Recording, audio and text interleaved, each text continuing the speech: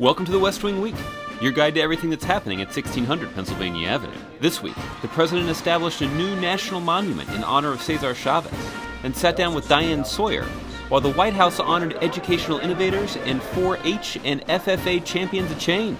That's October 5th to October 11th, or Our journey is never hopeless, our work is never done. Sunday, the president proclaimed the beginning of Fire Prevention Week. We talked with White House curator Bill Allman about the historic fire at the White House 2 centuries ago. We're standing in a hallway that currently goes underneath the north portico, but when the house opened in 1800, would have been exposed to the outdoors, and all of this wall that's currently not painted would have been painted white, as was the rest of the house, to help protect the original sandstone walls.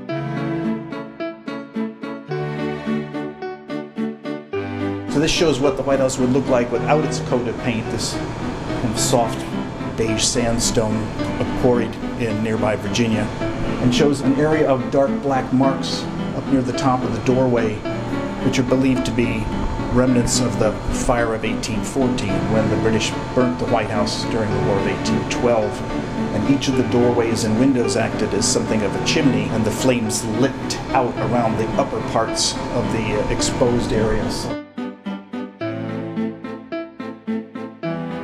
President Madison came back from the battlefield, found dinner set, First Lady Dolly Madison gone, and Mrs. Madison had left the house with the famous portrait of George Washington that hangs in the East Room.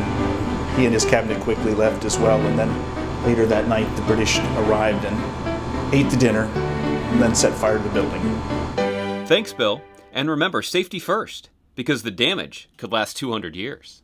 So I am a little embarrassed as I stand here to think that 200 years ago, my ancestors tried to burn this place down.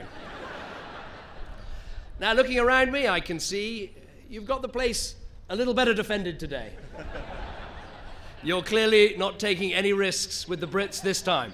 On Monday, the president honored one of the greatest civil rights leaders in American history in establishing the Cesar Chavez National Monument in Keene, California. The new national monument became the 398th unit of our national park system and includes Chavez's home, the headquarters of the United Farm Workers of America, and the memorial garden where Chavez is buried. He believed that when a worker is treated fairly and humanely by their employer, that adds meaning to the values this country was founded upon, and credence to the claim that out of many we are one. And he believed that when a child anywhere in America can dream beyond her circumstances and work to realize that dream, it makes all our futures just a little bit brighter. Our world is a better place because Cesar Chavez decided to change it. Let us honor his memory, but most importantly, let's live up to his example. On Tuesday, October 9th, which is also Beau's 4th birthday, the White House hosted an education data palooza to celebrate education-related private sector innovation. Meanwhile, upstairs, 4-H and FFA Champions of Change gathered to spend the day sharing innovative ways to carry on their tradition of service to community and country. You put your head, hands, heart, and health into your work. You represent the future of American agriculture and the future of this nation. We're so excited that you were here as Champions of Change this morning. On Wednesday, the president spent some time at the White House walking and talking with ABC's Diane Sawyer. One of the things about being in this office is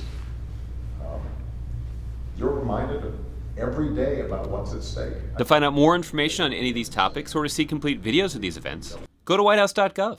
And thanks again for checking out your West Wing Week.